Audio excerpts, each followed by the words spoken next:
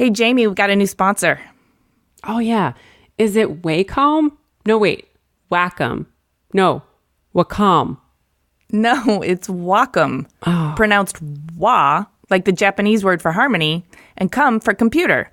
The Wacom Cintiq 16 Creative Pen Display and accompanying Pro Pen 2 work in perfect harmony to give you the best in precision, control, and ergonomic comfort.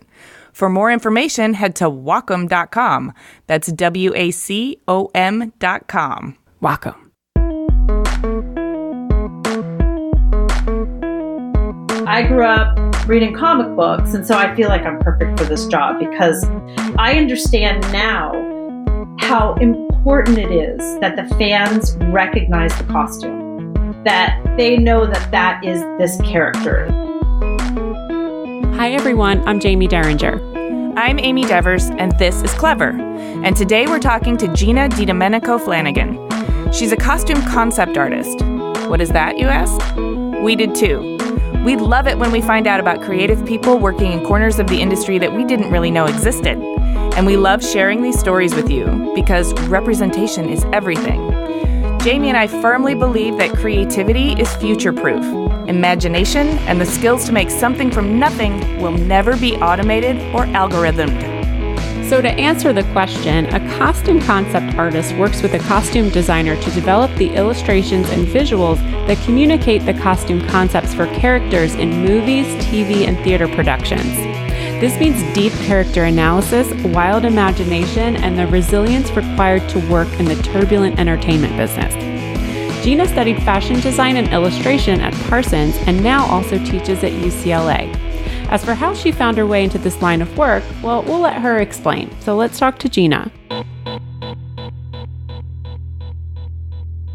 My name is Gina DeDomenico Flanagan. I live in Thousand Oaks, California, and I'm a costume concept artist for TV and film. I guess I do what I do because of everything I've done that brought me to this point. Ever since I was little, I've been drawing, and that's all I know. So that's why I do what I do.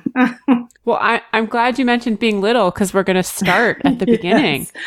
Yes. Tell us about your formative years, your family, what kind of kid you were. I was born in Fremont, California, and I lived on one of those fabulous cul-de-sacs with the house at the end where all the kids were the same age, and we all played in the cul-de-sac and roller skated after school and went to the 7-Eleven and got Slurpees and took our bikes to school and back. And it was fabulous.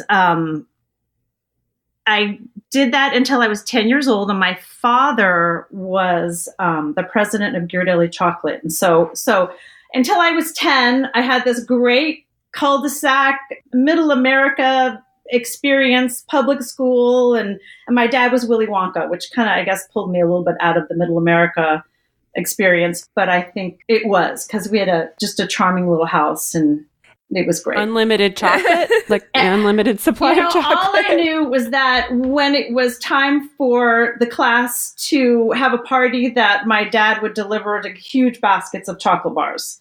And so I guess I was mildly popular because of the chocolate. I remember we had a 5-pound bar that he would bring to school, and everybody would break it up.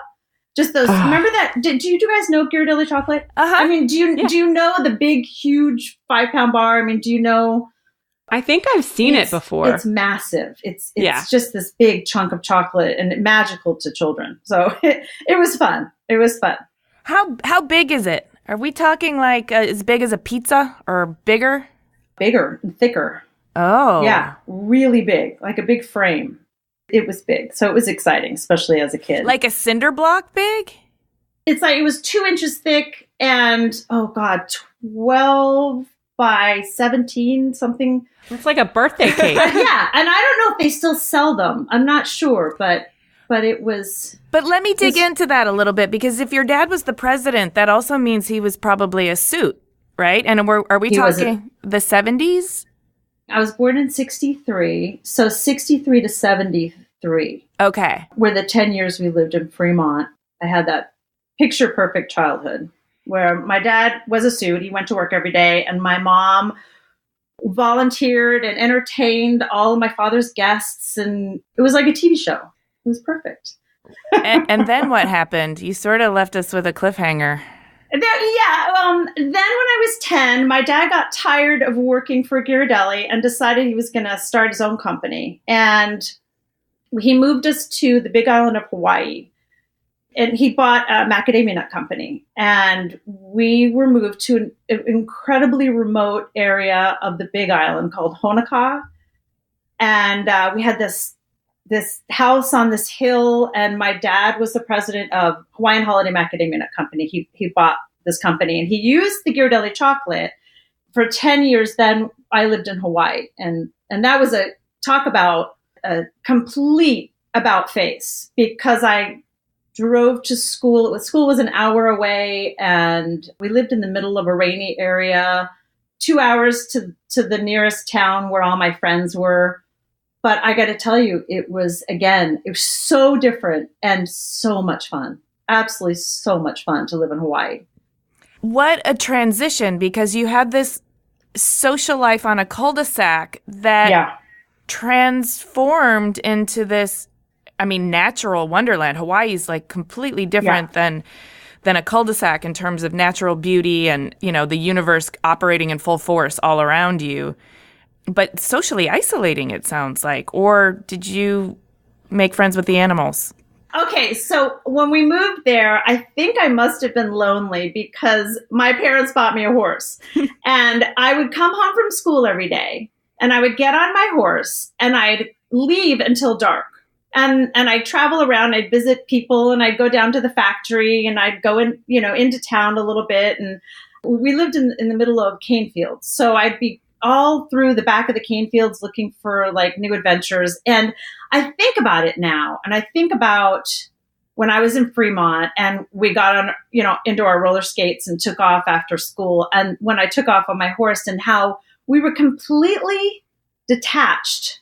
No one knew where we were for hours. Mm-hmm. And now my kids, I'm like, if they're on I've got Find My Friends, and I know exactly where they are all the time, and with our cell phones, and we're in touch with people all the time. And I just think, wow, I could have been killed so many times. No one would have found me for weeks. No one ever even asked me where I was going on my horse. I would just get home and I'd leave. Times were so different. And it was so much fun. You really got a sense of independence, and adventure. Yeah. Mm-hmm. That we're completely missing. The kids now are completely missing. Because their time is so structured. They can't make the choices that you could make. And you also had all that time on your horse to just, conjure things up in your mind and go on there's a lot seeking of thinking, adventure. No playing music, nothing. And now, my daughter's on her phone every single second, and other kids can see where she's at because they're constantly looking at where the other person is. And there's no privacy or sense of independence. I'm really glad that you told us about that, because I think that is a really formative chapter of your life. And, roller skates or horse, I think it depends on the landscape, right? However you have to get around. A horse would have been really weird on a cul-de-sac. Let's just say that. Yeah, that would be tough. Totally. But I have to say, I really am happy with my childhood. I feel like I was blessed. It sounds in awesome. Both worlds. I had two. Yeah. I feel like I had two lives, and I feel like in my adulthood, I've lived two separate lives. Kind of. I'll let you guys be the judge of that. We'll get into that. So all this time on your horse, did you ever, using your imagination, is that kind of where your creativity came from? When I was young, I just drew all the time. When I was little, I was always drawing. And then as I went into high school and when we were in Hawaii, I got really into theater, and I would paint all the sets. Through my whole youth, I would always get complimented on my art, even though it was just for fun and frivolous and cute. My folks were very academic based. They thought my artwork was charming. There wasn't anything serious about that. That was just kind of like what I do that's so amazing. But I would always get positive reinforcement. And thinking back, it always filled me up when I was young. Mm-hmm. I had no idea there'd be a career in art. And if you had asked my parents in those days, they would have told me, artists don't make any money. You can't make any money doing that. It's not to be taken seriously. It's just for fun. Yeah. And I kind of have a bit of anger about it now, because I think I was a late bloomer in terms of my art because of it. In those days, I don't think art was really regarded as a real career. At least in the 70s or 80s. Maybe I'm wrong, but that was my experience. Well, it was my experience too, so...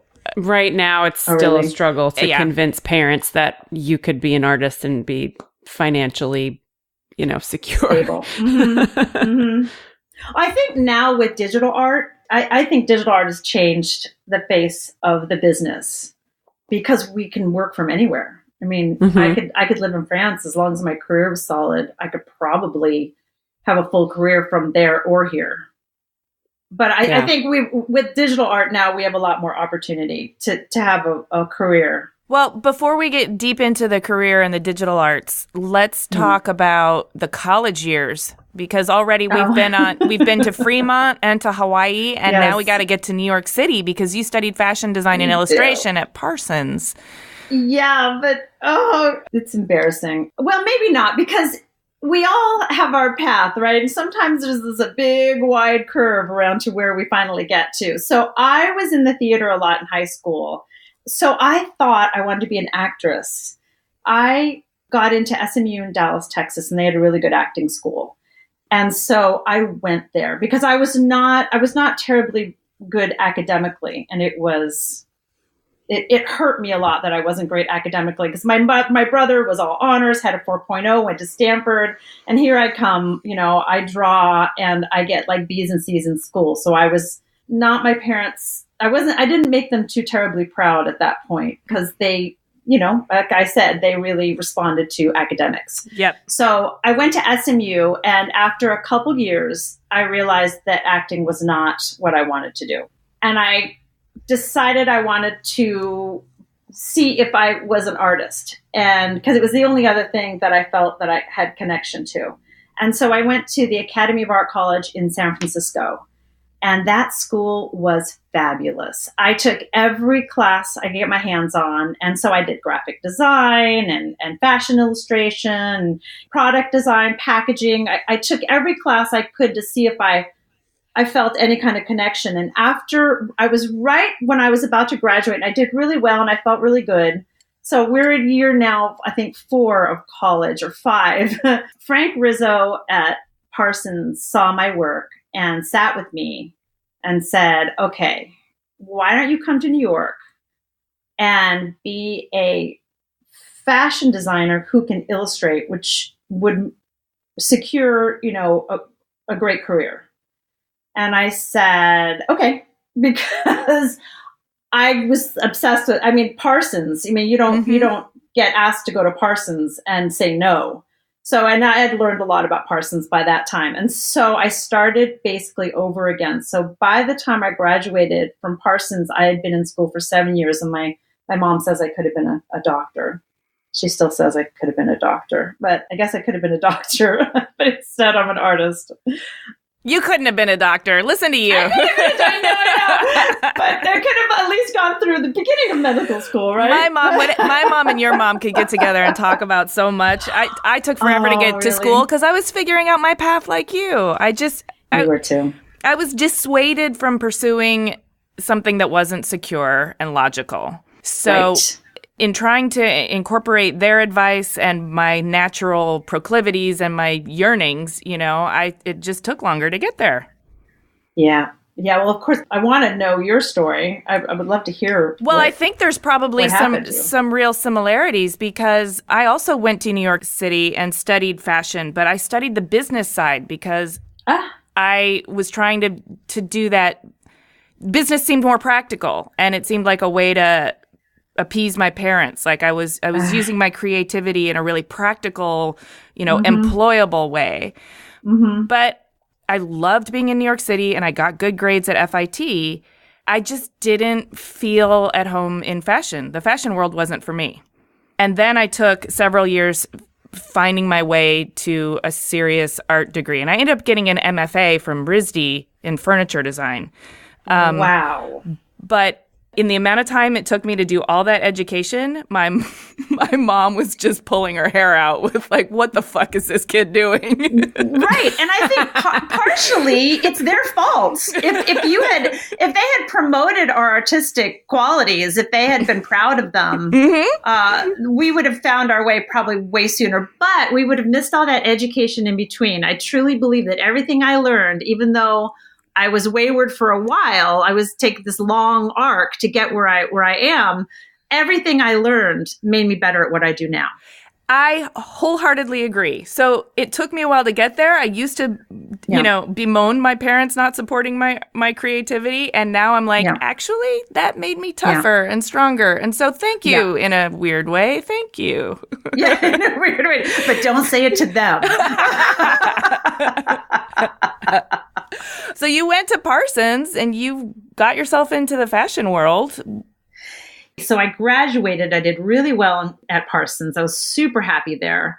And then I was hired by Bob Mackie to be his design assistant. And I couldn't get the numbers to work. I'm pretty sure you remember how much it cost us to live in New York City. Mm-hmm. And what he was going to pay me versus the cost of living, I knew I had to leave. So I turned down the job and I moved to Los Angeles because I thought New York, Los Angeles, where else is there a fashion industry, right? Mm-hmm. Moved to Los Angeles and got a job with Tina Hagen Sportswear as the design assistant there. I spent a year working as her assistant and I could not relate to anybody in the fashion industry. It was so strange to realize that you have to not only find what you love, but you also have to the people in the business have to be your tribe. There's more pieces to the puzzle than just finding your passion. It's the people and the passion, you know? So I knew I couldn't do it anymore. So and also, this is another embarrassing thing about me, but I sat down at my first interview and she said, okay, we're going to hire you. You'll have Christmas, a week off for Christmas and a week off during the summer. And she kept talking, but then I stopped hearing her because I'm staring at her thinking, wait a minute, I'm working every single day with 2 weeks off a year. And immediately I was like, I'm in a grave. Like, how could I come here every day and only have 2 weeks off a year? I just couldn't get past it. And now looking back, I realize why the movie industry is so perfect for me, because we work insane hours and then we have a week or two off and then work insane hours. I mean, I work more in a year than I ever worked at Tina Hagen, but it's in bursts. It's in these bursts. Yeah, exactly. And there's like a flexibility about it. And I think it's possibly also a match to my personality type where you can't tell me I can't leave.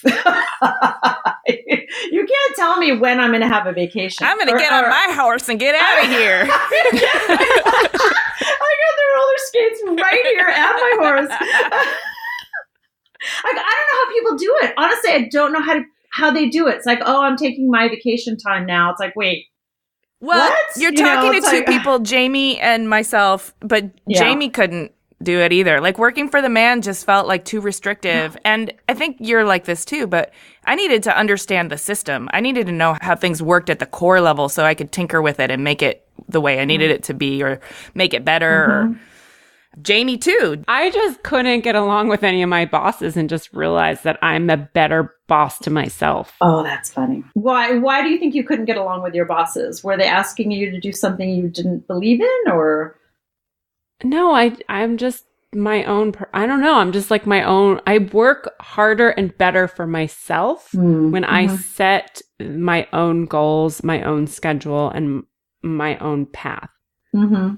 This is all similar, being able to work. Though some people love the comfort of knowing they go there every day. They arrive at this time. They leave at this time. They have this week off.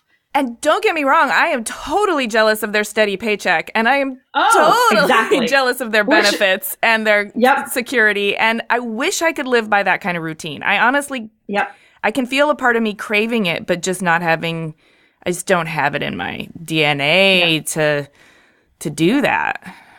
Luckily, in my industry, there are unions. And so I belong to the Costume Designers Guild, and through the guild, I have health insurance and I have job security in terms of my rate, and they protect me.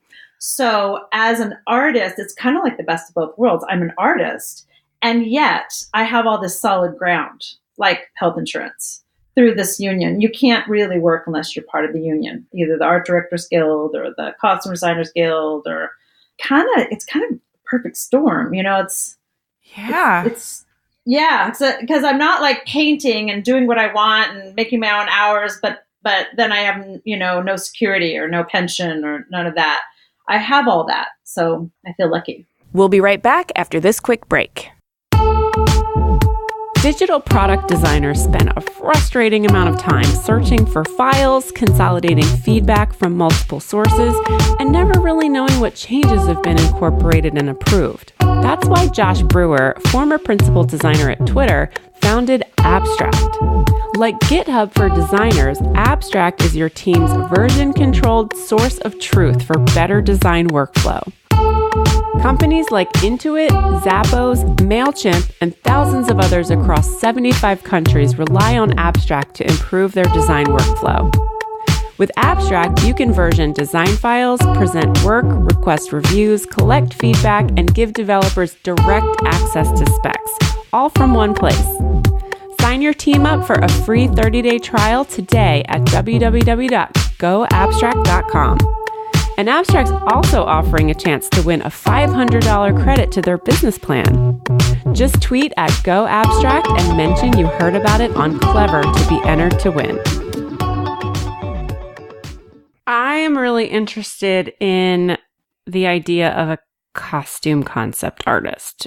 I just really want to know more about that. It sounds very magical. Yes, it's magical. And obviously very conceptual. So can you talk a little bit about what that means? Yes. Okay. I go to work, and as a concept artist, costume concept artist, at the beginning of every concept, I will sit with the designer and she will talk to me about her vision. Then I receive usually either the ACD, which is the assistant costume designer, or one of the PAs will give me all the research now that's done. So, for example, I just did this one character, and what we had to do was they gave me all the research for what he looks like in the comic book. And then I get the vision from the designer. I have to understand what she's looking for. And then I melt it together, because I grew up reading comic books. And so I feel like I'm perfect for this job, because my brother Paul was like crazy about comic books, and he got me into it when we were kids. And so I understand now how important it is that the fans recognize the costume, that they know that that is this character. And when you change things up, like change colors or change the silhouette, they don't like it. So it's my job to create all these concepts that melt what the designer wants, what can function, and what the fans want. And create. So I create all these concepts that we look at and pick for pieces of each, and we hone down till we get to the concept that's going to be made. And then these illustrations or drawings that you're making is what gets passed around in the production offices to talk about the characters and figure out what's going to work, and then start speccing materials. And it's what the costume designer uses to communicate the idea and then bring in what she or he needs to make it happen, right? Exactly. So we're going to show the producer and the director 5 of the 20 that we created. So we pick our favorite 5. I clean them up. We pass them on. We get notes. So now we go through all these phases of notes and changes and adjustments. And then once we hit one, then it goes to network. And network has to approve it and give us their notes. So I could work on one drawing for 3 months. I just finished Stargirl, and we worked on Stargirl, who was the lead. Oh, I think I was on that drawing for 5 months. Whoa. I mean, it's so important. And then once it's approved, then I take the drawing and I've got to break it all down to what's hard parts, what are the soft parts, all the fabrics. The designer I work for, Laura Jean Shannon, she likes to print all her fabrics, all the patterns on them. So I have to create artwork that goes to the printer so that they can print on the fabric. And usually it's like, I also just finished The Boys, and the lead character's symbol is an eagle. So we did this tiny eagle print on his fabric that looks like chainmail, but if you look really, really close, it's an eagle. So we have a lot of fun with all the Easter eggs and all the things that we bring into every single element. So not only do we have to print the fabric, but then what's hard has to go to special effects. So they're looking at my drawing and they're building all the pieces that are hard using my drawing as reference. I'll do a back and a side and a front view.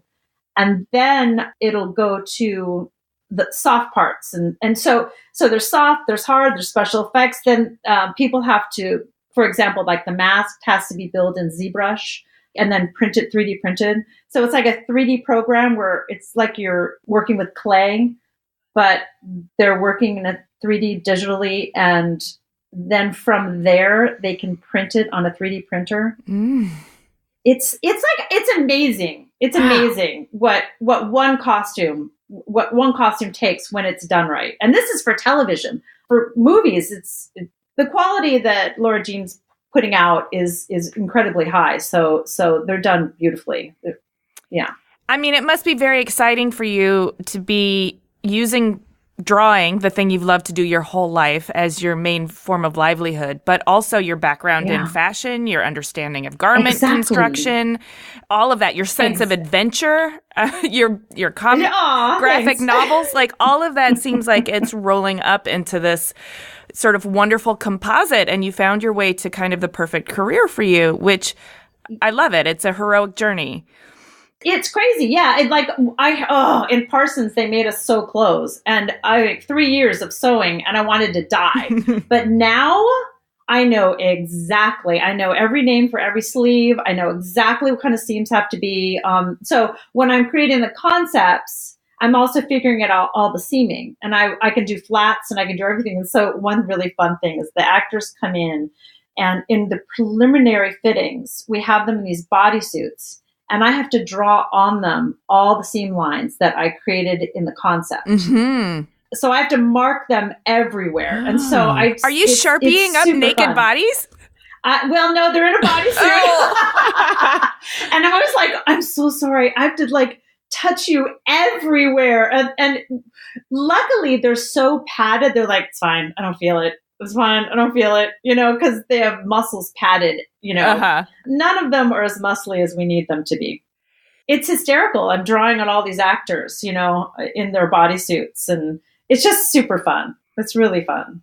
It's like the most fun job I've ever had. And I've been doing this now I finally broke into the superhero world about a little less than 2 years ago. And so that's been my happy place. But wait, let's talk about your entire journey, because I know that you took a 10-year break to be a mom, to have kids, which is a really important choice to make.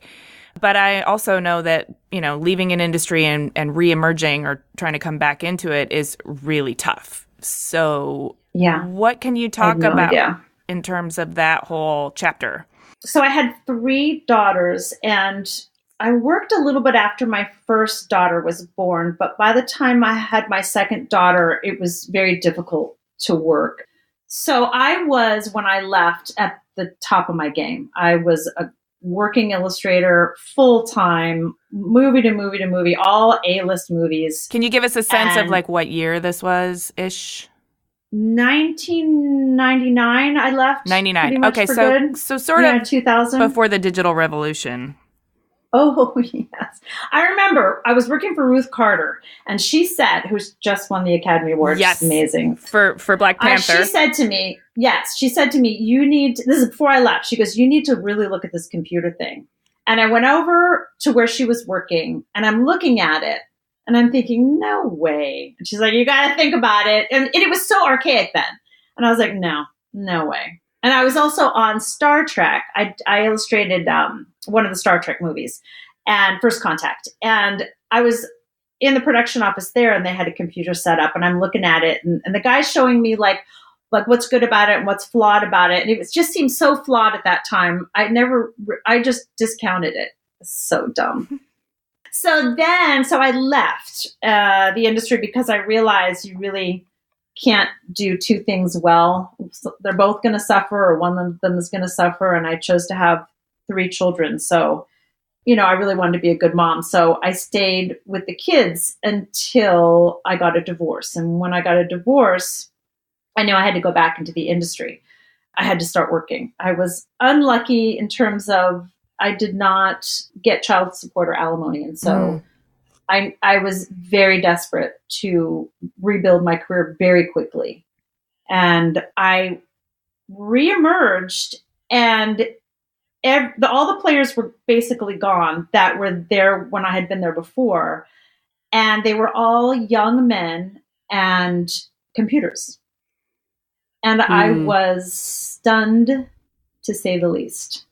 I was a deer in headlights. I had no idea what to think or what to do. And I pulled out my light board and my paint and my bristle paper. And I went and did one job, and they laughed at me. It was devastating. Oh, my. I knew I had to learn what this whole computer thing was. And I started taking classes. I found a teacher because there was no class that would teach me how to be a concept artist, a digital concept artist. There was character development, there was scenic backgrounds, there was basic Photoshop. And so I found out from the other concept artists what I had to do. Like, what is it that I have to learn? And they said, you want to work in Photoshop, and you want a MacBook Pro, and you want this, and you want that, and you want a Cintiq. And I said, okay, so I found a teacher that would give me private lessons. And I said, okay, I don't want to learn how to do Photoshop. I just want to learn how to get through Photoshop and create what I need to create. And I just showed him a picture of a digital costume illustration. I said, get me here. Get me to this point where I can do this. Mm-hmm. And I took a year of private lessons with him, Patrick Rodriguez, who's absolutely fabulous. He's a previs artist, incredible, really talented, works for Disney. He got me there, but it was a lot of tears. I honestly, I say this a lot, but I cried for a year. I was 50. Wow. Well, I just want to give you a high five, a pat on the back, and a hug. Like, I think it's really ballsy and badass. I mean, you had kids that you had to deal with, and you had to get back into an industry where all the players had changed and all the technology had changed, and you had to prove yourself at 50 years old.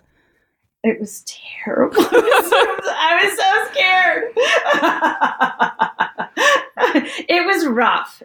And what I found out recently is I'm the only person who has crossed over from the early years, from paint to digital. I'm the only person in my guild who's been able to do it. And so all of your colleagues from the time got weeded out by that force. And you, while you didn't know what was happening, you just like threw yourself back in and was like, okay, this is what I have to do. I'll do it. Oh, but aren't you glad you did? Don't you feel so? I am. Because I'm having so much fun now. I am. And I was really like angry with the whole digital revolution. I didn't like it. I didn't like how it felt. I didn't like how it looked. I didn't like everything about it. I didn't like how young boys were doing it. Why are they doing costumes? Why are they interested in costumes? Why aren't they doing creatures or getting dirty somewhere? Why, this is a girl's job. It just felt, it was feminine. We were painting beautiful pictures of girls in gowns, and it was so nice. And now it just felt so different. I was angry. And finally, when something clicks, and I think it's probably at about 10,000 hours, if that's the rule, right? 10,000 hours. Something like that. Well, probably at 10,001 hours, I was in love, completely in love with the Cintiq and digital art and Photoshop, and I could never go back, ever. I love hearing that, and I also I think whether it's digital or just anybody learning a new skill and a new set of tools, fighting that fight through the 10,000 hours to get through to the other side can be so liberating and so empowering. And it's really nice to hear even the change in your voice. And I love that you told us about how angry you were, because that's how you're taking us through your experience. I mean, we got to know the feelings. But I got to tell you, though, without necessity, I couldn't have done it. There was no choice for me. I was either going to take care of my kids financially or move, I guess, back with my mother. Yes. Mom, who said you'd never make a living doing art, that wasn't going to happen. That's your necessity. She would have absolutely been like, see, I told you not to marry him, and I told you not to be an artist.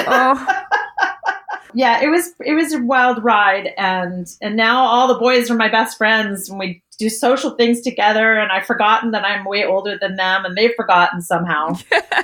And we just have a great time together. We're a family. Yeah, we're a tight family. I want to talk about your process, because you did explain to me like what you do generally as a costume concept artist, but I'm interested even going back to the very beginning of how like a job starts. How does a concept begin? What are the things you need to know about this character that enables you to start drawing? I mentioned I have to have the research. So I have the research, for example, of what the character looks like in the comic books, what the designer wants the character to look like now. And then I need to know, is it a good guy or a bad guy? Where is he? Is he like in this scene that I'm illustrating? Is he about to die? Is he cheating? Is he in love? I have to know where he is emotionally and physically. And then I have to just sit. I'll spend hours. And the designer will come and be like, got anything? I'm like, not yet. And sometimes it'll be days where I'll just sit there and just stare at it. And there's something has to click in me. Something has to click to where it all can start. And then it just spews out. Yeah. And I never know quite what it is. Sometimes it's all right there, that they basically hand it to me. And then sometimes it's just not there and I'm just not feeling it. What do? You literally sit there and stare? Or do you go for a walk or a run? Or do you, I don't know. I surf the web. The web for what inspires me. Like I just did an Archer. So they gave me everything, but it just wasn't there. And so I just started Googling Archer. And I think about the luxury we have now to just Google things. Right. Whereas, remember the dictionary? Yes. Encyclopedia Britannica. Yeah. What would I have done with that one little picture of an archer in the dictionary? I would have had to actually go to some archery school or something and walked around. But now you can just do everything from the comfort of your chair. You mean you didn't shoot arrows off off horseback when you were young? No, just to prepare for this drawing. I just surf the web. That's what I do. And once I see it, then I'm off and running. And I'll find it. I'll find it. I mean, there's so much.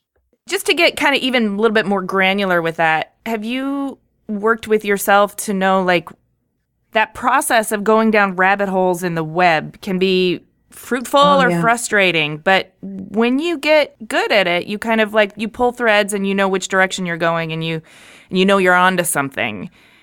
How do you identify when you're onto something?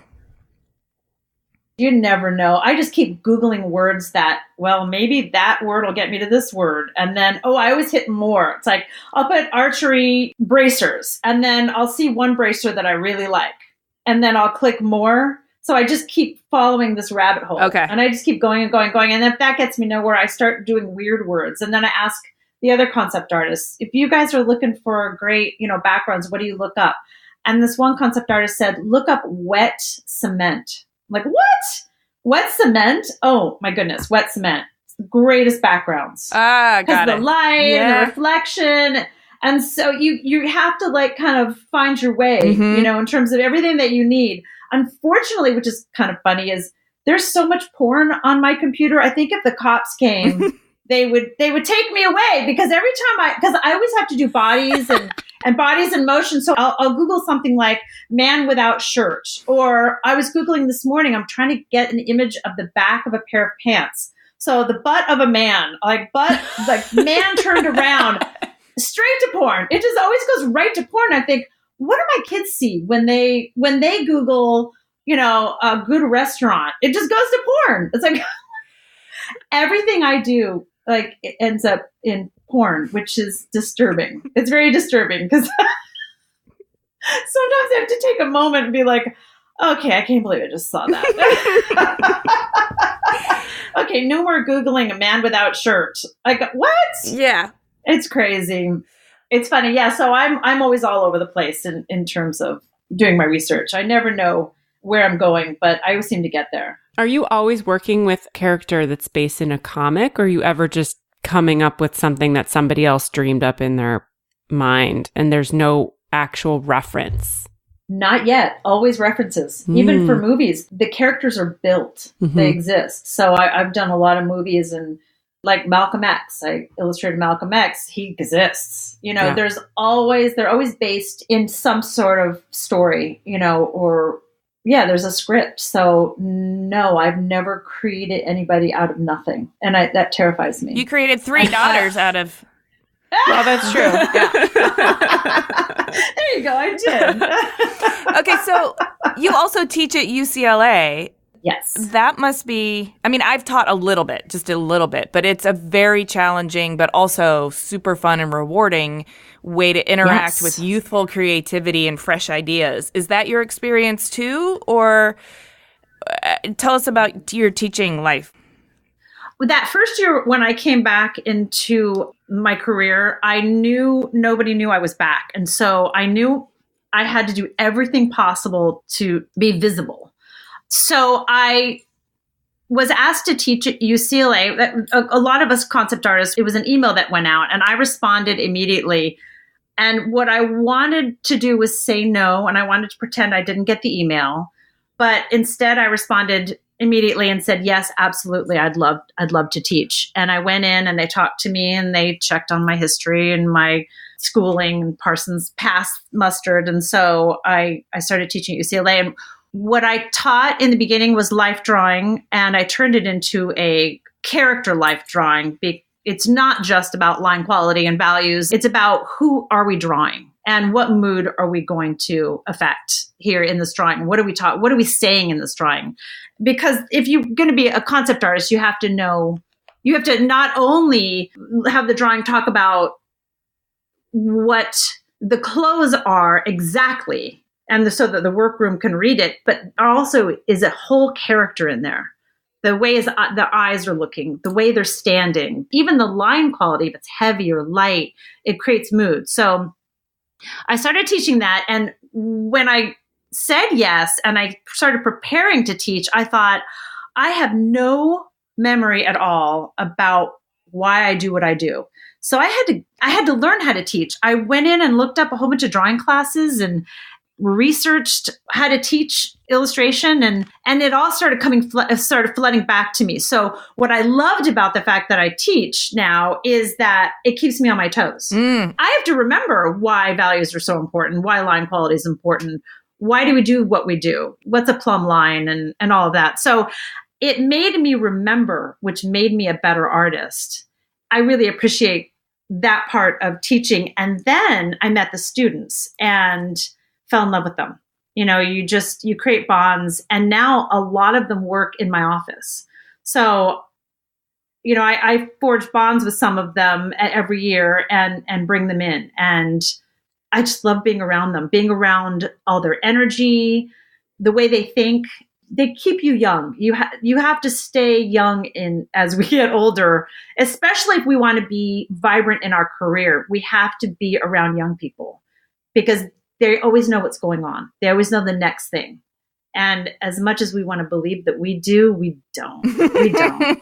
Oh. We're so tired. I'm tired. Okay, so back to the entertainment business. It's notoriously turbulent in terms of, we already talked about working in bursts, but there's been a lot of talk lately about things like inclusion writers and the pay gaps and workplace misconduct. So, is that touching your aspect of the industry? And if so, what do you think are the main challenges and the way forward? it's not touching my department. I'm pretty sure that women are still not making the same amount as men in my industry, but I guess I'm in charge of raising my rates, and feeling as though I deserve a higher rate.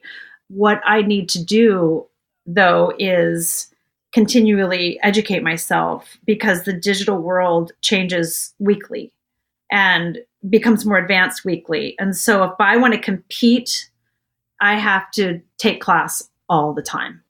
It's my responsibility to be able to compete on that level. When I'm with the guys, we just did a job where there were 3 of us in the office and 3 concept artists, and it was 2 men and me. Where I kind of get twisted is they go home to either a wife cooking them dinner, a clean house, and the kid in bed. Where I go home to my kids haven't eaten and no one's around and the house is a mess. Mm-hmm. So I work and then I come home and I play another full-time role. And I get kind of frustrated when they say, why don't you have time to learn Daz Studio? And why don't you have time to learn ZBrush? And they scold me. And I know it's coming from a good place and they love me, but I want to just like shake them. So I'm struggling to find time to be everything and to stay current. And it's really hard. It makes me, want to cry again. Yeah. That's tough. But in terms of equal pay, it does exist. That still exists. That is not equal pay. But if I keep learning, I can achieve that. It's my job to achieve that. Well, okay, but you're making an assumption that you're getting paid for your skill sets, which is true. Uh-huh. But if your skill sets are on par with a male, are you both getting paid the same? Honestly, I'm not sure, but I would venture to say probably not. Okay. That's where the problem is. Yeah. I want to know what's next for you. What's coming up? What are you working on? And also, what are you doing in your personal life that you're excited about? Any trips coming up? Okay, what I'm doing. Well, for the last year and a half, I've been working on 5 TV shows with Laura Jean, who's become an empire. She has 5 rotating shows, and it's Stargirl and Titans and Doom Patrol and Black Lightning and The Boys. And so if I'm not on one show, I'm on the other, or I'm working tandem a couple shows. So I'm always creating characters for all these shows, because every season there's new characters, or someone has to change their clothes or something. So it's what I'm hopefully going to be doing until I get my kids through college. I'm incredibly happy where I'm at. And it's almost unheard of, because concept artists usually jump onto a project and we're on for 6 weeks to 6 months, and then we're off and we're moving on to the next one. Where this one is, because it's rotating, a show is rotating, it's indefinite till the designer decides she's done. This is where I am, and this is where I want to stay, which is also very female, because the boy concept artists jump in and jump out. And they're like, oh, I've got a green pastures over there. And I'm like, no, I'm digging right in here. I'm all comfy in my little chair and in my spot here, and nobody can move me. And we dig in, we dig in and we create a home. But those green pastures on the other side can just stay there. Well, you've seen them all on your horse, so you've been there, done that, and now you're like, I'm all about the nest. Yes, exactly. I've done that. So I'm very happy where I am. So that's my plan. I'm sending my 3 daughters to school in Italy for the summer, and then I'm going to meet them there, and I'm very excited about that. I'm going to steal away for a week or 2. Ooh, good for you. Because we're an Italian family, so Italy is a big part of my life. I love Italy. I just happen to love the food too. But only in Italy. American Italian food is like, what? Oh, interesting. Kind of heavy, unless you go to a really good restaurant, but that's what I've got coming. Is there anything specific you want our listeners to keep an eye out for, that like a new season of something coming up or a new movie coming out specifically? The Boys is coming out in July, which looks like a lot of fun.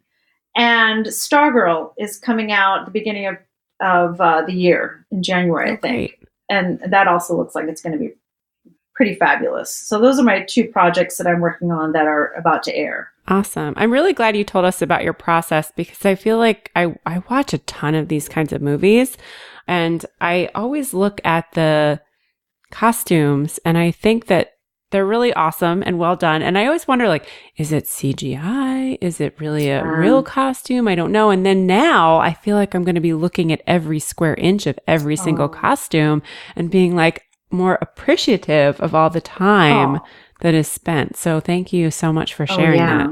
And you're welcome. Can you get me one of those bodysuits that has the muscles in it? Oh, the muscles. and the butt. Yes, and a butt. I want a butt. They all have butts and boobs. Yeah, I want one with boobs. Oh, it's so funny because I'll walk in to draw on the actor, and I'm drawing on them, and then I see them peel it off, and it's like, what just happened to your body? Because I won't realize, because I'm doing something else while they're getting into their bodysuit. I won't realize, and I won't even see them walk in. So I don't know what their body is like until I walk into the room and see them in their suit.